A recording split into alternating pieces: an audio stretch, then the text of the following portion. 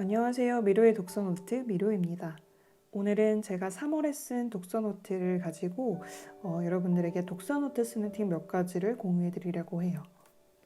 이전 영상에서도 보셨겠지만 제가 3월에는 미리 읽을 책을 이렇게 적어놓고 제가 구매한 책, 대여한 책, 그리고 월정액 결제로 읽은 책을 이렇게 따로 구분을 해줬습니다. 그리고 막대 그래프로 독서율도 표시를 해봤어요. 저의 단골 구독자분께서 막대 그래프는 몇 개로 나누냐는 되게 디테일한 질문을 해주셨는데 제가 써보니까 10개 이상이 괜찮은 것 같아요. 이게 약간 색칠하는 재미잖아요. 칸을 많이 색칠해야 왠지 독서를 좀 했다 이런 느낌이 있는데 뭐 6개나 8개 정도로 나누면 별로 흥이 안 나더라고요. 그래서 본인의 독서량에 따라서 칸을 몇 개로 나눌 수 있을지 결정할 수 있을 것 같아요. 예를 들어 300페이지 책을 하루에 10페이지씩 읽겠다고 계획을 세웠을 때 30칸으로 나누면 매일 한 칸씩 칠할 수 있겠죠. 그리고 나는 색칠이 좀 번거롭다 싶으면 그보다 좀 적게 나누시면 되고요. 본격적으로 독서노트 팁으로 넘어가 볼게요. 3월에 제가 완독한 첫 책은 테드 창의 숨이었습니다. 저는 당신 인생의 이야기를 그렇게 인상 깊게 읽진 않았는데요. 숨은 정말 숨도 안 쉬고 읽은 것 같아요.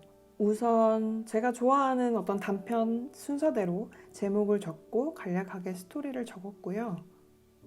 제가 해외 사이트에서 검색하다가 발견한 테드창 인터뷰를 읽고 그 테드창 작가님에 관한 매우 사소한 사실들을 적어놨어요.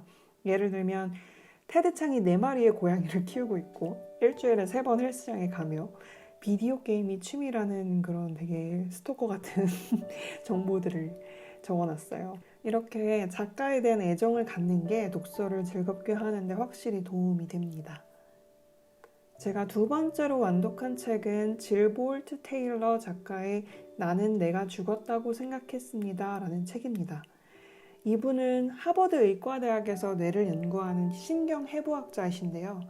어느 날 왼쪽 뇌에 희귀 유형의 뇌졸중이 발생합니다. 그래서 이 책은 뇌출혈 투병기 플러스 스스로 변화에 적응하고 회복하는 인간의 뇌의 경이로움에 대한 책입니다.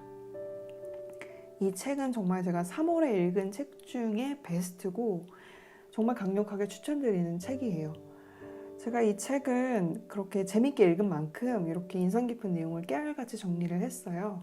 왼쪽에 이제 챕터 제목을 쓰고 그 챕터마다 인상 깊은 내용들을 하나씩 뭐 키워드, 문장, 스토리 읽으면서 좋다 싶은 거는 그냥 읽으면서 바로바로 적었고요. 회색으로 적어 놓은 것은 저의 감상과 느낀 점입니다. 이 감상이나 느낀 점도 사실 바로바로 떠오를 때마다 적지 않으면 금방 까먹더라고요. 그래서 책을 읽고 한 편의 리뷰를 쓰는 게 좀 부담스러울 때 많잖아요.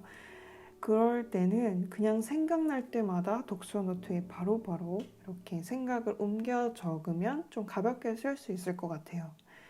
그리고 오히려 이런 필터링 없는 메모가 나중에 보면 더 재밌더라고요.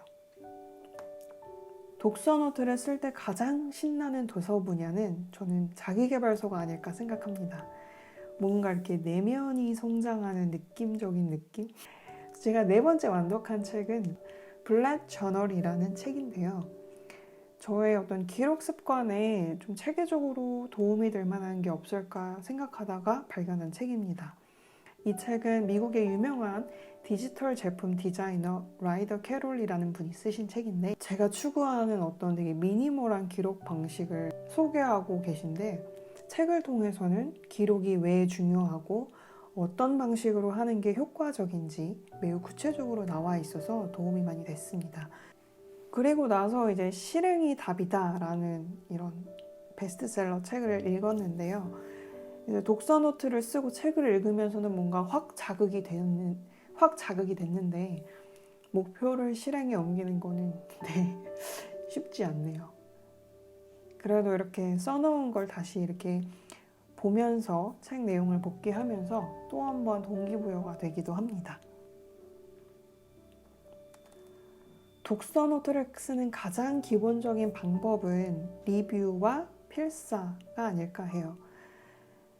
개인적으로 디지털 방식보다 손글씨가 좋은 이유는 고칠 수 없다는 점인 것 같아요. 컴퓨터 타자에 비해서 수정이 쉽지 않고 그래서 여과 없이 적게 되는 게 장점이고 필사의 경우에는 책에 문장을 적은 후에 그것을 어떤 맥락에서 떨어뜨려서 낯설게 볼 수 있다는 장점이 있습니다.